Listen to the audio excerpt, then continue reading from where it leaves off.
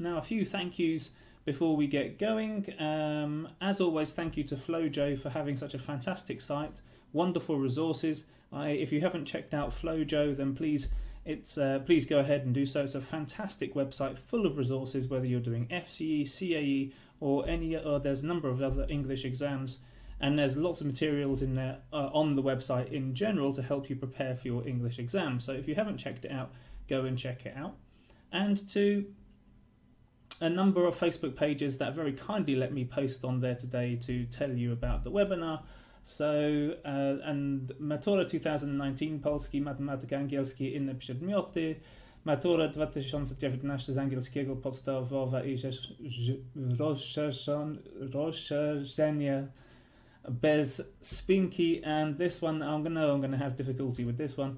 Matura angielski 2019, porady, wskazówki, I hope I got that right, ciekawostki. So thank you very much to all of those Facebook pages and others that have allowed me to tell you about my webinar today.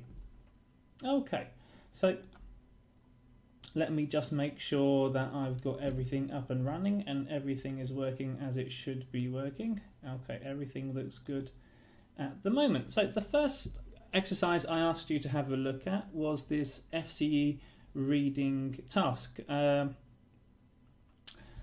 Few exam tips as always. Of course, the idea is to read through the reading as quickly as possible, scan through it, skim through it as quickly as you can in order to get a good idea of context, find out what's going on, and of course as you're skimming, you're reading through the reading task, you're looking out for what might be key vocabulary. So any kind of unusual words, or words that as you're reading, some words naturally just stand out. So keep an eye on those words, and as you finish reading the article, then have a look at the missing sentences, and if you remember some of those pieces of vocabulary, those phrases, those expressions, those ideas which are presented in the text, then automatically some of those answers should start to make sense, or at least you should be able to find the right position for those answers.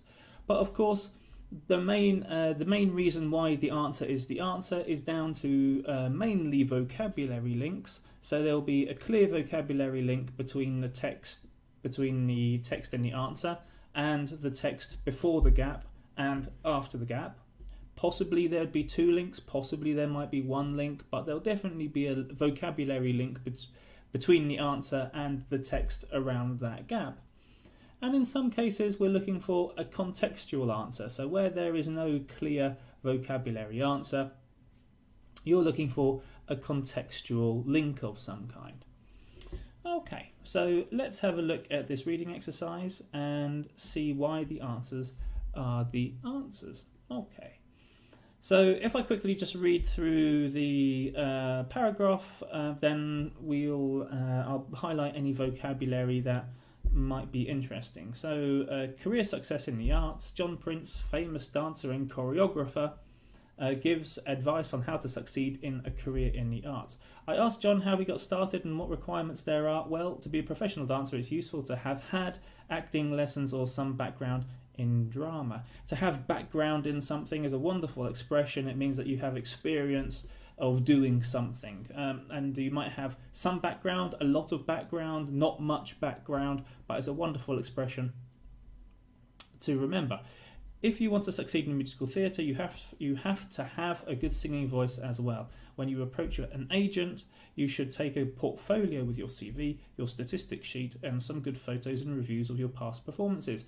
You will need dance clothes, ballet shoes, tap shoes, and even roller skates, depending on what kind of show you're going to go for. And that list of things at the end of the paragraph really gives away the answer, because if I drag this across, you'll be able to see. Make that a little bit larger for you. The answer, of course, is G for question number 1, and because G says being fully equipped with all this stuff beforehand. All this stuff is a clear vocabulary link to all of the things that were just mentioned. So the clothes, the ballet shoes, the tap shoes, roller skates, etc., etc. All of this stuff. So that's our vocabulary link. And also, in the answer, there's talk of auditions. And this is something which fits the context, because you go to an agent with your portfolio and CV. So you're trying to find work in the arts somehow. So when you try to find work in the arts, then you go for auditions. So this is another context and vocabulary link. For question number 2, I'll carry on reading. Of course, you need to be extremely fit if you want to be a professional dancer. I dance or move for there's a typo there. I dance or move about for about, no, there's no typo, I dance or move about for about 6 hours a day. There are great health benefits to being a dancer. I can eat a lot of pasta without gaining weight because dancing increases your metabolism so much. And then after the gap, it talks about a very busy schedule. So if we go to sentence number 2, we'll hit the show answers. You can't see it's behind my head, but the answer is E. So if I drag across E, we'll see why the answer is E. And the answer is, when it comes to coping with stress, I find that exercise helps me to cope with my problems, so I stay in good shape mentally as well. So clear vocabulary links. We've got exercise in the answer. We've got in good shape, which means to be feeling fit. And of course that links back to the text before the gap where it says you need to be extremely fit. It talks about great health benefits to being a dancer. So all of this refers to keeping healthy and being fit and being in good shape. So that all links together. Now, in the answer, it talks about coping with stress, and we begin to see this after the gap because it talks about his very busy schedule and the amount of things that he's doing. So here we can see the answer links to vocabulary before and indeed after the gap. John has a very busy schedule in the next few months. He took time out to speak to me today from the making of a pop video to promote NRG's latest record. I choreographed,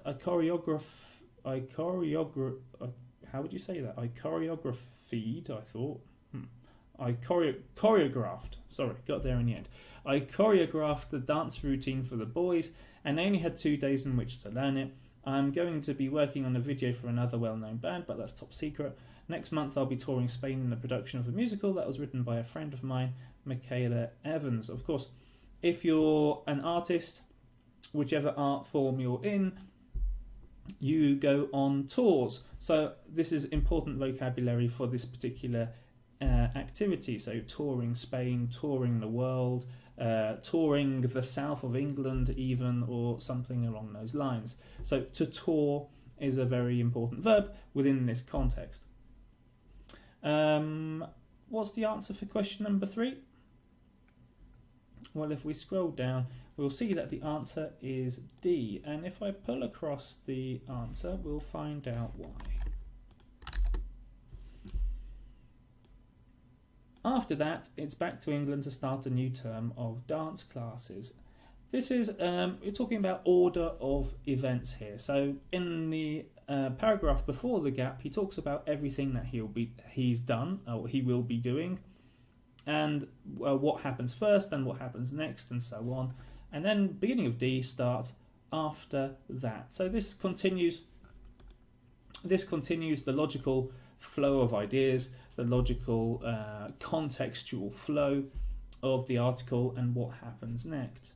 And then he tells us what he's going to do. So after that, it's back to England to start a new term of dance classes. I can't see any other links to any other vocabulary here, but if you think I'm missing anything or if you've got any questions, then please get in contact either on the live chat or afterwards in the comments section and let me know if you've got any questions, if you think I've missed something. If you disagree with me, then please let me know. I'm happy to have that conversation. The text continues, as for the future, I've come to realise that I would never be content to be a chorus dancer. I'm too much of an individual for that. I like all artists. I love to become a household name. Nice expression. A household name, a celebrity, someone who's very, very well known. By writing and choreographing, having difficulty with that word today, my own musicals. John was born in Jamaica to a Jamaican father and a Scottish mother, but the family emigrated to England 20 years ago. Good antonyms to know. To immigrate, to emigrate. I have a little sister I adore, I love, who is also trained to be a dancer. Then the question is, how does it feel to have someone else following in your footsteps? Now, questions are a great way to find out what the answer is, because the beginning of the answer has got to answer the question which was just asked, and that's exactly what it does in this case, because the answer is A, because the answer is it's fine. So how does it feel to have someone else following in your footsteps? It's fine, but I try not to give out too much advice as it gets irritating. So of course, giving out too much advice is a clear link to the little sister who's also training to be a dancer.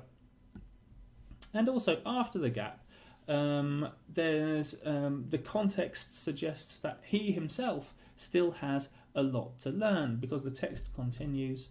He has much more to learn. Has he much more to learn? I wondered. I've spent an incredible amount of my life training to get where I am. I went to college for 2 years in England. I trained for 6 months in Paris and about 8 months in America. But you never really stop training or learning your art. So what's the answer for question number 5? Well, the answer is, or for sentence number 5, the answer is F. And there's a key vocabulary link here. Like any profession where you're always travelling. Let's pick on always travelling first. And certainly we can see this in the text before. He's went to England, went to Paris, in America. Earlier on in the text we can see that he's in Spain and various other places. So very, very clearly we get the idea that he's travelling. And certainly that fits the context here. And also there's a link to learning, because it says to acquire something new almost every day. To acquire something new means indeed to learn something new. So the text continues. So would you say it's been plain sailing? I feel I've been lucky to a degree. Many people hit problems breaking into the arts. Hit problems. If you're studying for the FCE, CAE, or any other English exam, you have to have a wide vocabulary of being able to talk about advantages and disadvantages and language which is related to those issues. And of course, hit problems is a perfect example of dealing with negative issues or disadvantages. Hit problems, jump over hurdles, you have to cross barriers. All of this language, important language to know, particularly for your oral exams, where you've got that task where you've got to discuss photographs with someone else. Then really that vocabulary is something that you can show off, and also in your writing as well. It can be a vicious circle. Nice collocation, vicious circle, talking about something which is very, very difficult, very problematic, which you can't get out of. Excuse me. You can't become a member of Equity, which is the Actors and Dancers Union, without good contacts, and you can't get good contacts without being a member of Equity. My advice to people who want to get into the arts would be to go out into the world and try everything else first. Sorry, moving the wrong part of the screen. And the answer for number 6 is B. Why? Because after giving you advice to go out and try everything else first, he then gives us a contrast and says, and if nothing you like comes out of it, or in other words, if nothing you like as a result of what you've just done, then come back and be an actor or a dancer. So he sets up It gives you some good advice, but then gives you a contrast and tells you what to do if your plans don't work out. So that fits the context quite nicely. And those are the reasons why the answers are the answers. So I hope you managed to get 6 out of 6. I hope as you were going through that exercise before the video that you were thinking about vocabulary links, you were thinking about contextual links, because that's where your answers are always going to be. And as another great exam tip, one thing that I would encourage you to do in terms of learning vocabulary is sit down with synonyms and antonyms. So synonyms are words which mean similar things or the same things or similar things in context even. And antonyms, things which mean opposite things. Because if you have a good knowledge of synonyms and antonyms, then for a reading exercise like this, it's a really fantastic skill to have, and it allows you to start your thinking process about what the answer might be a lot faster and a lot easier than without that knowledge of antonyms and synonyms. Okay, now that we've had a look at the reading exercise, let's go ahead and look at the word formation exercise.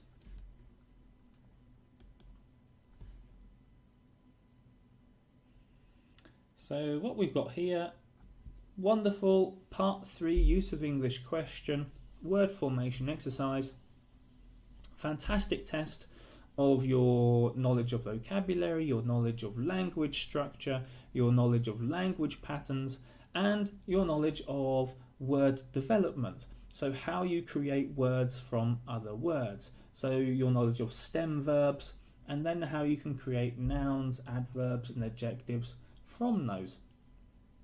And as we'll see in this case, your knowledge of prefixes as well. So negative prefixes, which negative prefixes are you correct with your negative prefixes.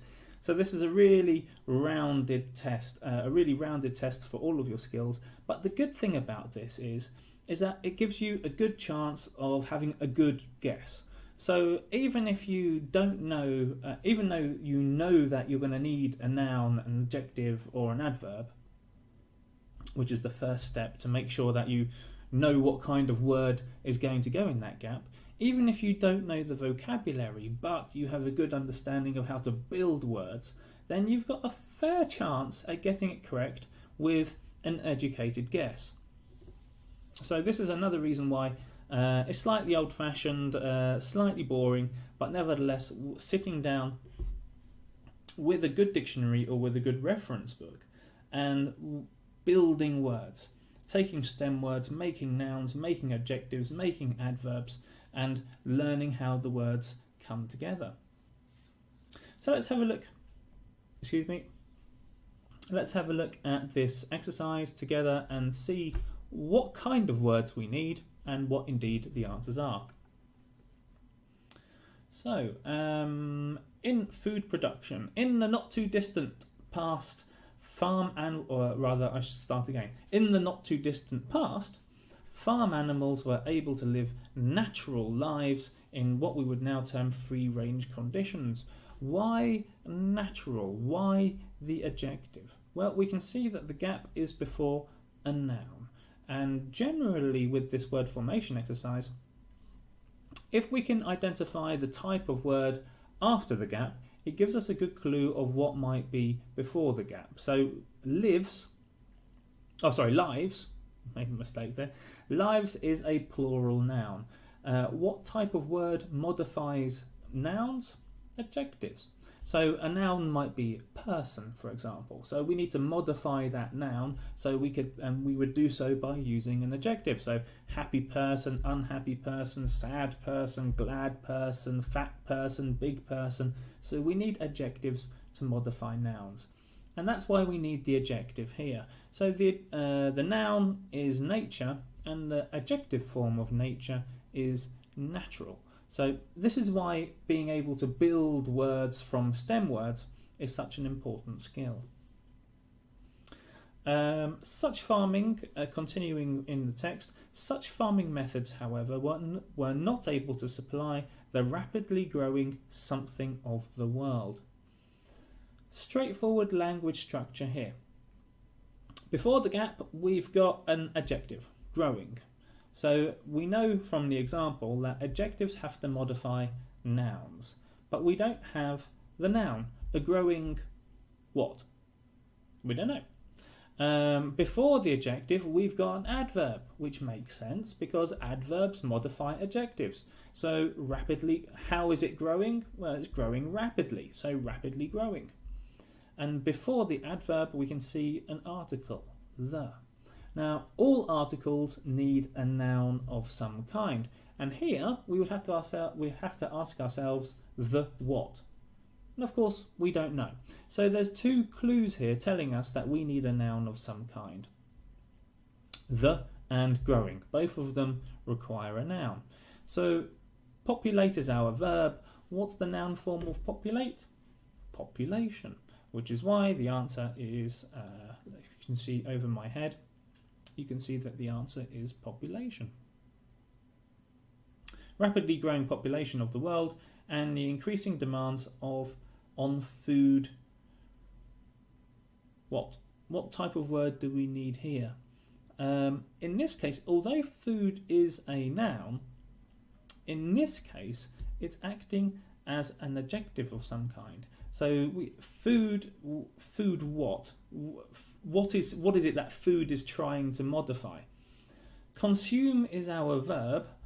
Of course, if food is going to be an adjective in this case, then that means that we're looking for a noun of some kind. So the noun of consume is consumption. So increasing demands on food consumption. Now it's a little bit tricky here because there should be a full stop there, because sometimes punctuation can give you a clue, but there's not a full stop here in the text. In order to cope with this rising demand, factory farming methods were introduced along with the something. So we've got an article. What's the noun? What article does what noun does the article belong to? We don't know. There's no adjectives in the way, there's no adverbs in the way. Here it's clear that we need a noun of some kind, the what. And develop is our verb, development is our noun. Now, another key, a little clue to get the correct type of word, and we've seen this twice now. This is the second time that we've seen it. And you can see after the gap, you've got of. And if we go back to question number 1, you can see after question number 1, you've also got of. And while this isn't a 100% rule, it's a very, very good clue that after the gap, if you've got of or a different preposition, chances are it's going to be a noun of some kind. So it's not a golden rule, it's not a 100% certainty, but it is a nice little clue just to bear in mind. Now for question number 4, along with the development of genetically engineered something hormones. Now, we've got our noun after the gap, which is hormones. So if it's a gap before a noun, chances are it's going to be an adjective of some kind. And that certainly fits the pattern because we've got genetically, which is an adverb, engineered, which is an adjective. And so in the simple language pattern, we've got adverb, adjective, adjective, noun. So here we need our, or do we? Do we need a noun?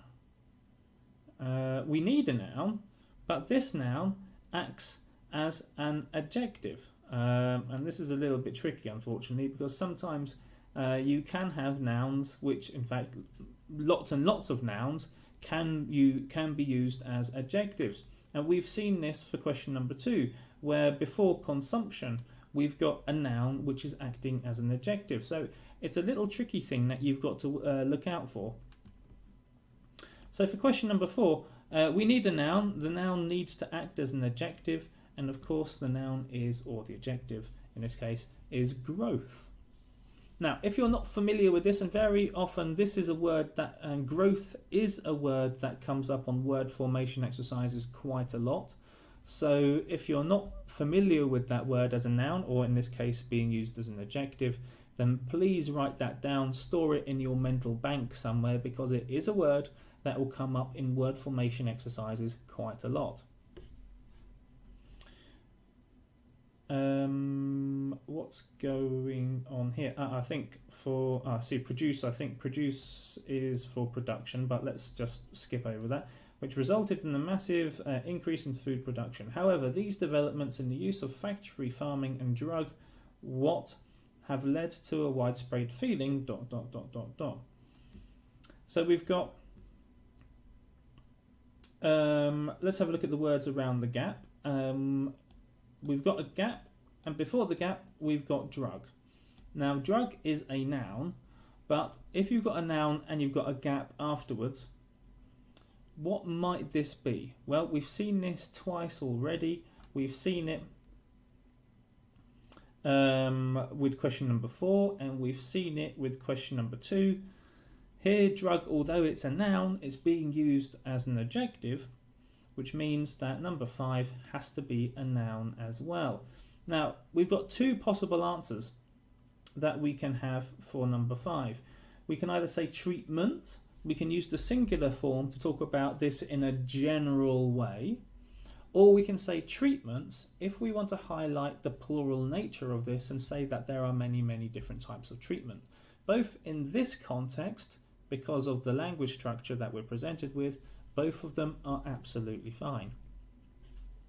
So drug treatment or drug treatments have led to a widespread feeling that animals are being caused a lot of distress and that the quality of the food itself suffers as a consequence.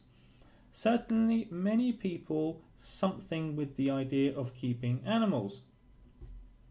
Now, earlier on I said if you've got of after a gap, chances are, or I did say of and the other prepositions, I did say chances are it's going to be a noun, but I also said that this isn't a general rule. And we can see that here, because in this case, a noun isn't going to help us. Certainly many people agreement with the idea of keeping animals. It doesn't fit. So what we need here is a verb. But the stem word is a verb. And we can't use the stem word in the answer. So what do we do now? Well, what we've got to do here is think about the context of what this whole sentence is trying to say.